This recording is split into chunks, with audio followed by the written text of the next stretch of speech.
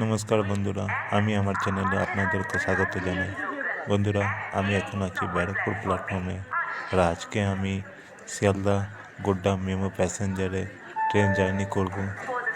বন্ধুরা, আমাদের শিয়ালদা গোড্ডা মেমো ব্যারাকপুরের 3 নম্বর প্ল্যাটফর্মে চলে এসছে।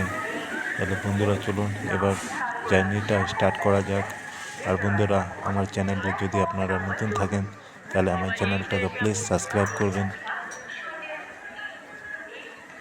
চলুন বন্ধুরা, ট্রেনে উঠে দেখি একটা জানলার সিট পাওয়া যায় কিনা। কেন কি জানলার সিট পেয়ে গেলে আমার ট্রেনে ভিডিও করতে খুবই সুবিধা হবে। বন্ধুরা, আমি ট্রেনে উঠে গেছি। এই যে দেখতে পাচ্ছেন, একটাও জানলার সিট ফাঁকা নেই।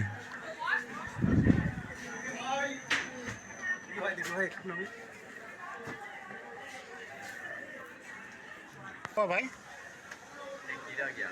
हाँ एक गिरा गया, एक आदमी गिर गया কোথায় পড়েছে ট্রেন ট্রেনের তলায় ঢুকে বন্ধুরা, গেছে এই শিয়ালদা গোড্ডা মেমো ট্রেন দিয়ে একটা অ্যাক্সিডেন্ট হয়েছে। একজন মানুষ এই ট্রেনের তলায় নাকি পড়ে গেছেন।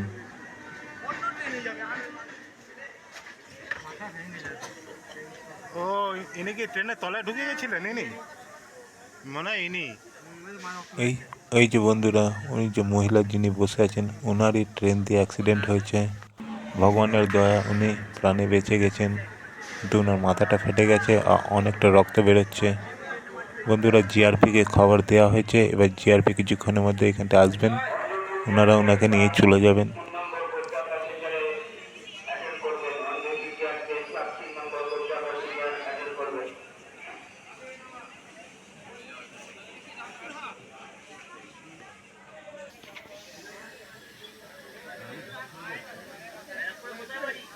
মাথা ঘুরে পড়ে গেছে নাকি? ট্রেনের নিচে পড়েছে। ট্রেনের নিচে? বাবা,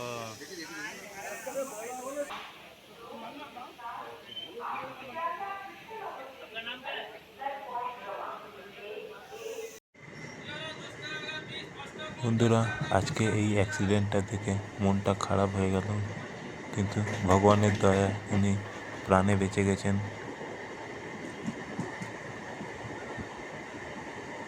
বন্ধুরা, আপনাদেরকে এই শিয়ালদা গোড্ডা মেমো প্যাসেঞ্জারের ব্যাপারে কিছু বলে দিই। বন্ধুরা, আজ থেকে প্রায় 1 বছর আগে এই ট্রেনটি শিয়ালদা থেকে রামপুরহাট স্টেশন পর্যন্ত যেত, কিন্তু 13/11/2022 থেকে এই ট্রেনের স্টপেজ ঝাড়খণ্ডের গোড্ডা স্টেশন পর্যন্ত বাড়িয়ে দেওয়া হয়। আপনি এই ট্রেনে, একটি মেমো ট্রেনে আপনি শিয়ালদা থেকে ঝাড়খণ্ডে গোড্ডা স্টেশন অবধি আপনারা যেতে পারেন।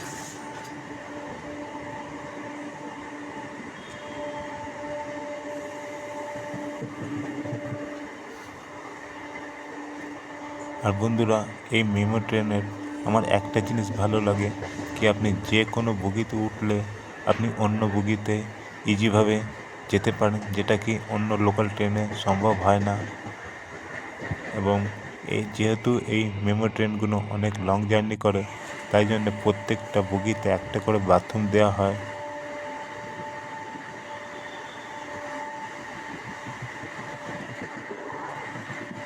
বন্ধুরা, এখন আমাদের ট্রেন পলতা স্টেশনে স্কিপ করছে। আর এই যে বন্ধুরা, পলতা 1 নম্বর প্ল্যাটফর্মে শিয়ালদা কৃষ্ণনগর লোকাল দাঁড়িয়ে আছে।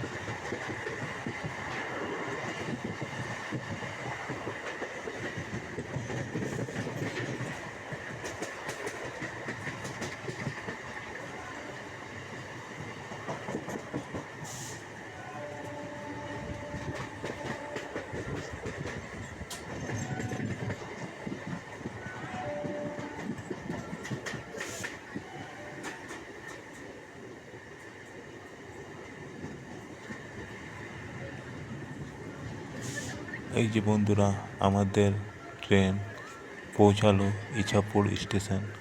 আর বন্ধুরা, আপনারা সবাই জানেন কি ইছাপুরের দুর্গাপুজো খুবই ফেমাস। অনেক দূর দূর থেকে লোক এই ইছাপুরে দুর্গা ঠাকুর প্যান্ডেল দেখতে আসেন।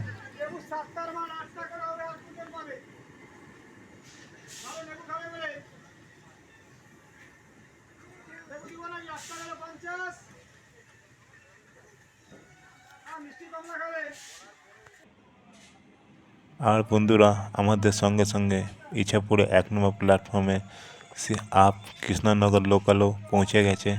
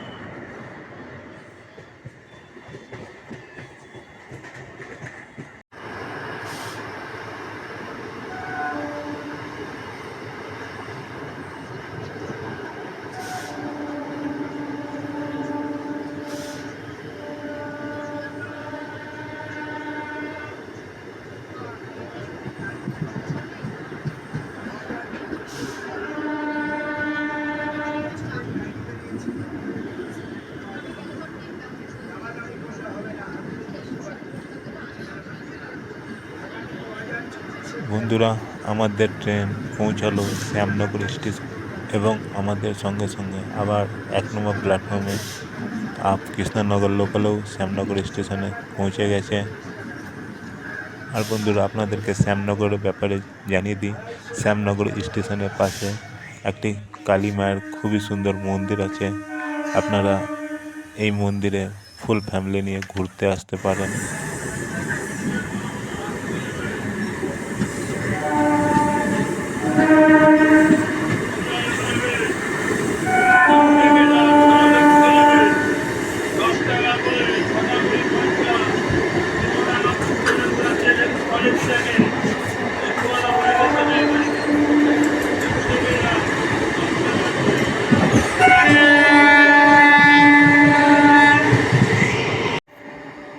বন্ধুরা, আমাদের এখন ট্রেন জগদ্দল স্টেশন স্কিপ করছে।